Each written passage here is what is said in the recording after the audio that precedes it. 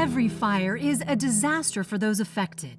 The 2020 wildfire season in our region was slow to start and looked like it might not be too severe. But come Labor Day weekend, hopes for a relatively quiet season went up in flames.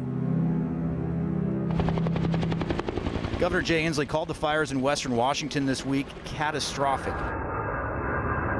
Just one of many burning throughout the state. Governor Inslee declaring a state of emergency in Washington. Early September was really when things just became just very busy and just a large-scale response. Greater Inland Northwest Chapter Executive Director Ryan Roden was still new to his job. It was baptism by wildfire.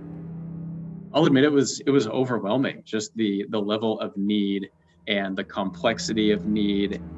But you look here and you see the devastation. There was a city hall and there was a fire station, all destroyed by wildfire. In early September, fires destroyed entire towns in his area. And the homes also destroyed. Red Cross teams were responding to the aftermath of multiple wildfires. Pierce County, where homes have been destroyed by that Sumner Grade Fire. At this time yesterday, that fire was raging out of control, but firefighters are slowly making progress. All across our region, families were being displaced from fires, in rural areas to those that were heavily populated.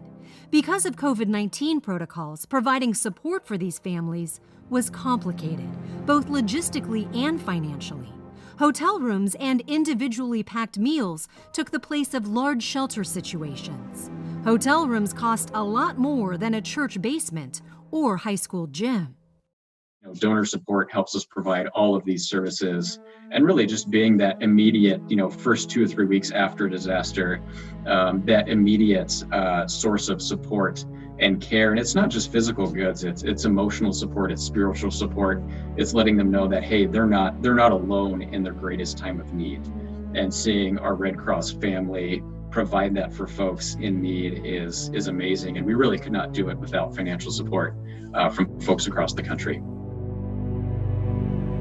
When the smoke cleared, 2020 was the second worst fire season in our region's history, with more than 700,000 acres burned. And the Red Cross was there to provide more than 4,000 nights of emergency housing, 8,500 meals, health care to 1,650 people, and mental health services to 130 more. All of it was paid for by donations. As bad as the fire season was, unfortunately, it doesn't look like fire seasons are going to get any better. They're predicting, fires to get worse, for wildfire season to be prolonged, for summers to be hotter and drier. And so the need is only going to increase. You make it possible for the Red Cross to continue to deliver help and hope in the toughest of seasons.